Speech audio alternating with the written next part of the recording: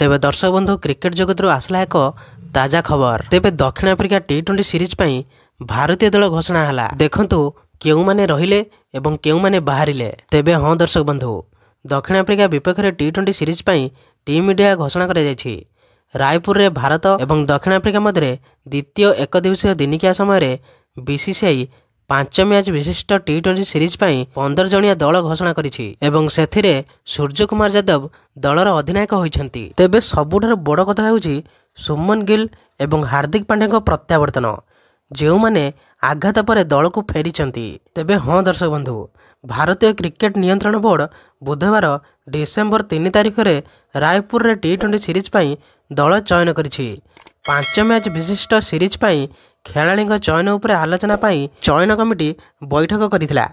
प्रश्न थिला चयनकारी माने सुमन गिल को चयन करिवे कि नहीं। तेबे दक्षिण आफ्रिका विपक्ष प्रथम टेस्ट समय गिल बेकर आघात पाइथिले, जहा फल से टेस्ट सीरीज एवं परे दिनिकिया सीरीज रु बाद पड़िथिले। सेबेठारु से सुस्थता एवं पुनर्वासन कार्य करुछन्ति। तेबे एही समय गिल को उप अधिनायक नियुक्ति कराଯାଇଛି, किंतु सीरीज रे तांकर अंशग्रहण तांका फिटनेस उपर निर्भर करिवो।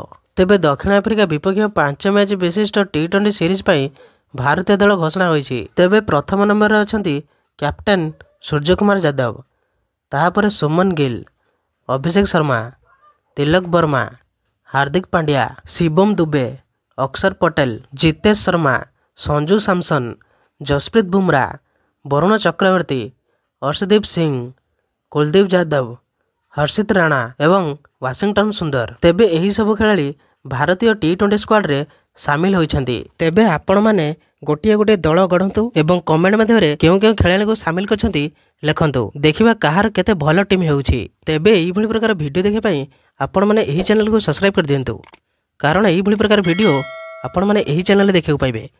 तेबे रहिली, जय जगन्नाथ स्वामी।